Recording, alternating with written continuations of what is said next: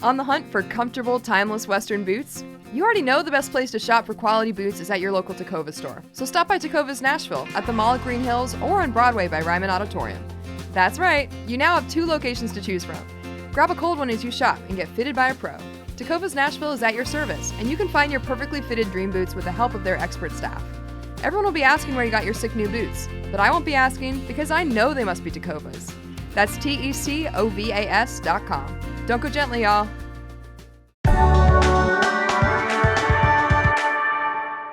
Today on CityCast Nashville, I'm here with executive producer Whitney Pastrick and producer Marie-Cecile Anderson. Early voting is here, so Whitney is giving us a sample ballot rundown for the August 1st primary. We've got some more info on voting in the description, so check that out for some helpful links. We're also talking about where bipartisan gun reform group Voices for a Safer Tennessee is actually donating their money. CityCast Nashville is presented by our exclusive launch sponsor, Tecovas. It's July 12th. I'm your host, Grace Fuse, and this is what Nashville's talking about.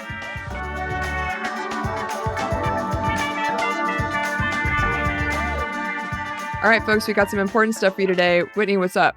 Hello, good morning, everybody. Today is the first day of early voting. Early voting for what, you might be asking yourselves? We didn't think the election was until November. In fact, here in Nashville, we have a primary on August 1st. And today, July 12th, is the first day that you can vote early for that. What is that a primary for? It is a primary for the November general election. So there will be federal races on here. It is also a primary for our state races, which is state Senate, state House, right, for the Tennessee legislature. It is also a general election, which is the final election for some local races. And we're just going to kind of walk down this ballot really quickly. There's a lot on it. I don't blame you if you are intimidated. I don't blame you if you feel like you don't have time to do research. You can go to tnvoterguides.com, and they've got a nonpartisan voter guide there with not just information about who the candidates are, but also what the roles are. I've been super involved in political organizing here in Nashville over the last decade. So I've had the opportunity to get to know a lot of the people in these races, to understand what these jobs are, to meet folks, get a sense of their character. I don't expect anybody else to know or care as much as I do about this because, frankly, it's exhausting. So we are going to start on the GOP ballot, the Republican ballot. The most interesting race here is likely for our 5th congressional district, right? This is our U.S. House member. So Nashville used to be 1 congressional district, District 5. Now we have 3, 5, 6, and 7. And the reason they did that is to make those Republican strongholds thanks to our rural neighbors. This is the seat that is currently held by Andy Ogles, and he is facing a primary challenge from Metro Council member Courtney Johnston. Courtney is by far one of the most conservative members of our Metro Council, which is a nonpartisan body. She tends to focus on fiscal conservativeship. Conservativeship? Is that a word? Ma'am, I do not know. You're asking the wrong person. Courtney tends to be very fiscally conservative. But, you know, to be on Metro Council, you have to sort of have some social liberalism here in Nashville, right? We're a very diverse, you know, generally progressive city. And so everybody had high hopes for Courtney as she was moving into this primary against Andy Ogles, who is one of the worst MAGA Congress people that we have, right? Wait, wasn't he the one for his Christmas card? He was holding a semi-automatic weapon? Yes. Stop. Okay. Just confirming. Not that narrows him down within the Republican Party, but yes, that was okay. him. Yeah. Courtney, since getting into this race, in my opinion, unfortunately, has really pivoted to a lot of MAGA talk herself, right? A lot of stuff about stolen elections and immigrants stealing our jobs and closing the border and stuff. And that's disappointing to me because I think people were really hoping that she would be a practical solution to the Andy Ogles problem, which she might not be. But anyway, that's that race if you're voting on the Republican ballot. Also on the Republican ballot, you'll see a contested race for District 60, Tennessee State House District 60. That is Old Hickory, Donelson, Hermitage. This is the seat that used to belong to Darren Jernigan, who is a Democrat, who was drafted into Mayor Freddie O'Connell's administration to help work with the state legislature after Freddie got elected. So Darren has left that seat, and there are now people vying to fill it on the Republican ballot. You've got Chad Bobo who is a son of a retired bullet maker. He's very pro-business, pro-development. You don't see really any social issues on his website at all, versus Christopher Huff, whose website is completely social issues. It is very pro-Second Amendment, so pro-gun, pro-cop, and very anti-abortion, anti-reproductive rights, anti-women's healthcare. So those are your two choices out there if you're planning on voting on the Republican ballot. Pro-business guy, pro-gun guy. Those are your choices. On the Democratic ballot, so for U.S. Senate, Marsha Blackburn's seat is up for grabs. We've got a four-way race. We've got Marquita Bradshaw, who y'all might remember she ran last time to try to win that Senate seat. And in fact, she won the primary. She was a grassroots organizer who kind of came out of nowhere against the Democratic Party establishment candidate and ended up being our candidate in that Senate race last time. She's running again.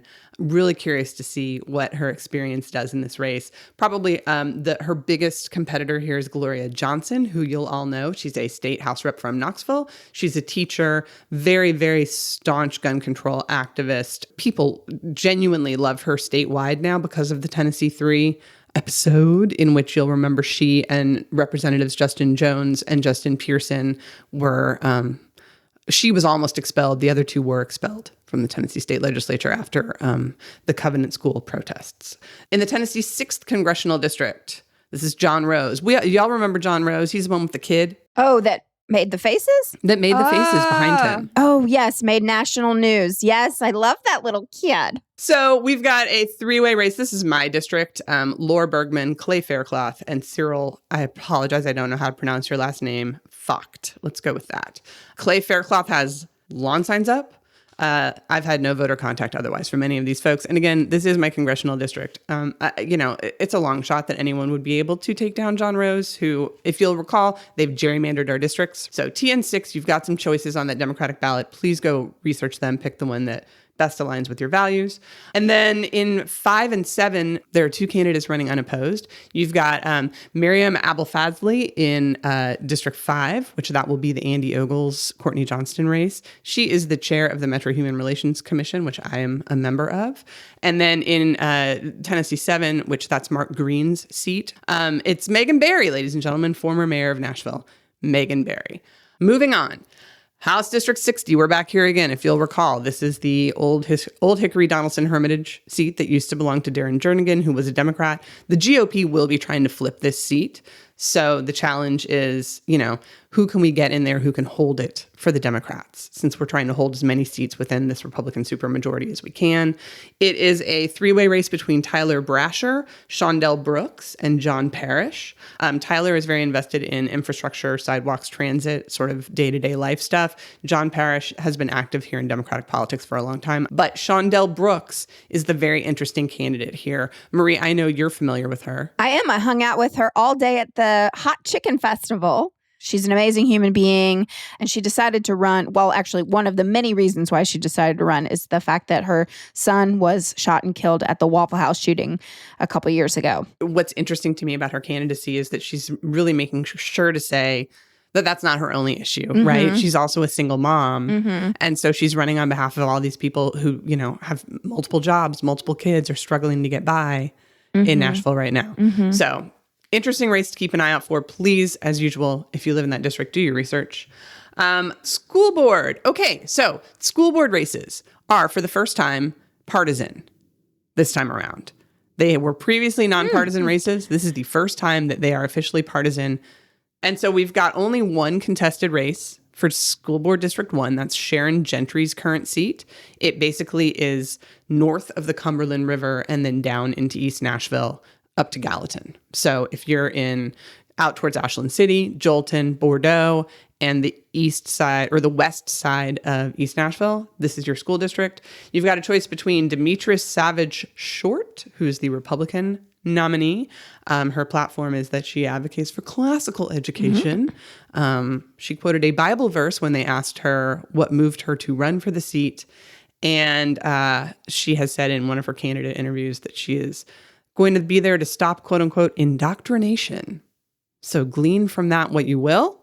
And then Robert Taylor, who is the Democratic candidate. He is an MNPS parent. He's a Fisk grad with a degree and career in public health. And his pillars on his platform are equity, opportunity, and collaboration. So those are your choices. That is a partisan race, folks, that will be noted on the ballot. So you're not going in there blind, having to remember those names. It will be noted which is the Republican and which is the Democrat on that ballot. Why did my chest get so tight? Like, I'm so anxious. This makes me so anxious. First off, thank you so much for running through all that. I could not. Yeah. Whenever I vote, I have to have all the candidates, my cheat sheet on my phone so I can refer to it when I'm voting because I can't keep it all straight. Yeah, I take a Post-it. Yes. Even though I do a good job of holding this stuff in my head, I take a Post-it and I just write down the last names of the people in order who I'm going to vote for. I do think people need to know that you can bring your phone into the booth with you if you need your phone notes. Or again, if you like panic and you failed to if you panicked and didn't actually look stuff up, you can cheat and pull up a voter guide while you're in the booth. Absolutely, you can. And I encourage you to do that because I would rather y'all go in there and feel calm about the limited choices that we have rather than feeling intimidated and not even showing up because you're scared you're going to do it wrong. You know what I mean? Like, I don't want people to feel that way. I don't want people to feel intimidated. I want people to feel confident. And obviously, this was just me giving a bird's eye view. Well, if anyone has a question, though, any of our listeners, can they email you? Nashville@citycast.fm. I have no problem with that. I would love that. Honestly. I would love. Just email us. Email us. I have a please. question. I have a question that Grace I would has a email question. if I was interested in emailing you. Oh, look, we just got an email from Grace. What is that? Oh, wow. My question is there a point in voting for people who are running unopposed? Yes. And that's a great question because especially in our in the two congressional districts where I think people feel that we have a shot, which is the Tennessee 5th District and the Tennessee 7th District, those women, Maryam Abel-Fazli and Megan Barry, former mayor Megan Barry, are running unopposed. And you might say, then what does it matter? Well, the more votes they get in the primary, the better sense people have of the numbers once you get to the general. So given that Mark Green and whomstever comes out of the Courtney Johnston, Andy Ogles situation, that they will have a lot of financial backing behind them, this will help people, I mean, even outside of Tennessee, decide whether or not it's worth donating money to boost the Democratic candidates. When people from outside Tennessee come and look to say, are there Democrats there? We want them to see those numbers. Does that answer your question, Grace? Yeah, it does. So really, it's all about the money. It's all about the optics and the money. So we're all going to email Whitney with all of our questions. I have one last question. The last primary, I had some Democratic friends vote for Nikki Haley because they wanted to give her the vote over Trump. So a protest vote. Is that a good thing? It's a similar answer to the previous one. You're talking about the presidential primary that we had in the spring. Yes. If you're a Democrat in Tennessee voting in a presidential election, it's a fairly foregone conclusion that your vote, quote unquote, doesn't matter. So I can understand why in the primary people might have jumped over and tried to do that. However, again, I will say from an optics perspective, if people keep looking at Tennessee and seeing, well, Republican candidates get bajillions of votes and there's 6 Democrats, that state's a lost cause. We're not going to ever help them. We're not going to send any assets or resources or people, then we will continue to be a lost cause. So my opinion is if you're a Democrat, vote on the Democratic ballot. If you're a Republican, vote on the Republican ballot. If you're an independent, decide which candidates best align with your values.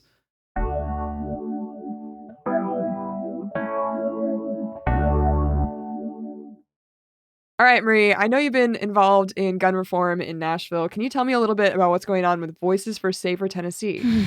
This breaks my heart for all Nashvillians, all Tennesseans, because this organization started after the Covenant shooting, and it's a bipartisan nonprofit. Democrats, Republicans, Libertarians, all working together. Which is a cool idea. It's such a great idea. And honestly, it was one of those organizations that, like, at first I was a little upset that they did start because there's already people in the works who have been doing the work all along. Everytown. Moms Demand. Yeah, Moms Demand. Like, there's so many organizations that have been around and been fighting this. And so I was like, well, why are they starting a new one? Because just look to the leaders. But I was like, okay, well, this is made up of some Covenant parents and moms, and they were showing up at the Capitol and protesting, and really, I thought making a difference because they were crossing the line and having these big conversations.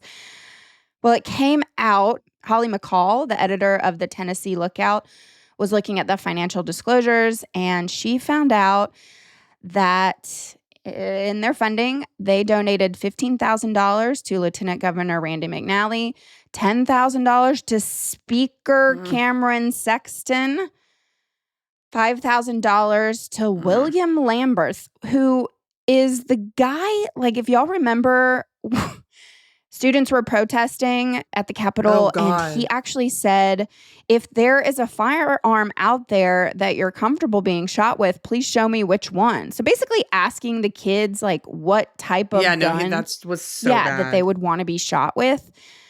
And then, it looks like they only donated $2,500 to a Memphis Democrat senator, and then all the other Democrats that they donated to were only giving $1,000. $1,000. So we're giving. I just want to get this straight, and I won't go into campaign finance rules, but they're not giving these large sums of money directly to those candidates. They're giving them to their PACs, right? To their political action committee. So Lieutenant Governor Randy Instagram McNally now has $15,000 in his campaign war chest that he can use to go fund other radical right-wing Republicans. Marie, why did they given a rationale as to why they would give this much money to the people who are staunchly opposed to any common sense gun reform? Well, they made a statement this morning of just that they're doubling down on the fact that they're bipartisan and they're made up of Democrats, Republicans, Libertarians, and they're all working together, and they have to work with the other side. I find it somewhat comforting, however, to look at all the comments on Instagram, on Twitter, on Facebook. People are really, really upset. I'm really upset. I got my whole family involved, and I thought this was such a beautiful thing to link arms from Vanderbilt Hospital to the Capitol, all wearing red. Yep. It was an emotional time. Obviously, it was just right after the shooting, and all of Nashville showed up, and it was incredible that they organized that, and like, what a beautiful thing. And then to know that they gave money to Cameron Sexton, to these people that are purposely trying to, don't even get me started about where they think women should be in their place. But as far as gun reform goes, these are the bad guys. They are not the ones who are ever going to change. So I don't understand why they would give them money. No, it makes no sense. It makes no sense. This has already gotten national attention. Obviously, all the protests around the Covenant shootings received a great deal of national attention, largely due to the Tennessee Three, right? Yes. And it's always nice when people outside of Tennessee look up and go, oh, hey, look, something's happening there. And I wish that it would more often be positive. But there were Shannon Watts, who's the woman who founded Moms Demand Action nationwide, tweeted about us. She actually quote tweeted Holly and said, gun safety organizations are not making Tennessee safer by donating to the same gun extremist lawmakers who wrote the laws responsible for killing Tennesseans in the first place. So when we get national attention for that reason, I think it just serves to set us back. It really does. And all that progress that Marie, like you were saying, people came from all over Nashville to be a part of that. And I mean, I think we just to put a bow on this with where you started, which is, I think we should always maybe be suspicious of people who start fresh new organizations to tackle longstanding problems instead of pitching their weight in with established organizers and advocates in the space. And I'm with that. Where should we be donating if we're not donating to Voices for a Safer Tennessee? I'm so glad you asked that, Grace. There's an incredible organization that I actually have a lot of friends involved in called Rise and Shine. It's a local organization. They do a lot of research. That's one thing I know that my friend donates tons of her time just looking into the legislation, showing up at the Capitol, talking to these lawmakers. So rise and shine. Also, Moms Demand Action and Everytown. How about this? It's Friday. Is anybody planning to do anything fun this weekend? I'm going to a wedding for a guy in my a cappella group. Ooh. That's I'm assuming exciting. he's not going to listen to this, and therefore I'm going to reveal the secret that the a cappella group is like organizing like a flash mob kind of moment in a cappella style, where we're going to surprise him with having prepared one of his solos. So like we're going to be like, all right, and now come up, Jeff. And he's gonna hopefully he's gonna come up and sing the solo, which is cute. Will this But, be happening in an abandoned pool like in Pitch Perfect? you know, I really wish it was, but I think it's just happening in Chicago. Oh, please film this. I want to see this. Oh, I'm sure this will be beautiful. filmed. I'm sure. But I'm not prepared for this. I'm going to be lip syncing, I think. Don't tell them. They're not going to listen to this. It's Nobody fine. tell Nobody them. tell them. Nobody tell them. Marie, what about you? Well, hold on to your butts, y'all. I'm going to Paducah, Kentucky. My mom's AC is still out. So it's been 3 weeks, guys. We're going to do a whole thing maybe about this because I don't understand what's happening. The coil, there was a shipping. Yeah, Marie and I have been talking about this. I had the same thing. 3 weeks. I finally got mine yesterday, so there is hope. But apparently there's a coil shortage. Coil shortage. Man, So coil she got the coil, shortage. but they can't install it till Monday. So we're like, let's get out of town. So we're going to go to Paducah to the Quilt Museum. Oh. I think that sounds wonderful. Are you a big quilt fan? Nope. Cool. Mom is, though. Cool. Guess so. So I'll report Fantastic. back about that next week. Maybe I'll write an article. Who knows? You should. Whitney, what are you up to? Y'all might remember that I used to be a lifeguard. I'm going to go out to Percy with my kayak, and I'm going to accompany some of our local triathletes as they swim around Rat Island. Oh. So from the Anderson Beach public use area, it's about a mile to swim around Rat Island, and it's something they do for their open water training. So me and Wally the dog are going to get on the Wow. kayak and row alongside them in support, and I'm really looking forward to it. That's so cool. But then I have to ask, are there really rats on the Rat Island? Probably. Okay. Watch out for them rats. There are rats We're just going everywhere. around it. We're not getting on it. Okay. That's exciting. Yeah, it'll be fun.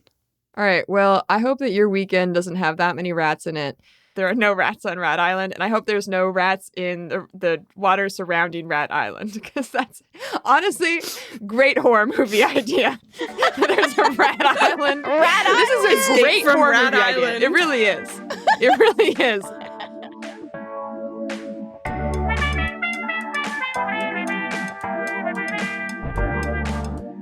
That's all for today here on CityCast Nashville. Our executive producer is Whitney Pastrick. Our producer is Marie Cecile Anderson. Our Hey Nashville newsletter editor is Margaret Kingsbury. And our theme music is by Prof Jenkins. If you enjoyed the show, why not tell a friend? Rate the show, leave us a review, and subscribe to our Hey Nashville newsletter. We'll be back Monday morning with more news from around the city. Bye! Go vote, y'all.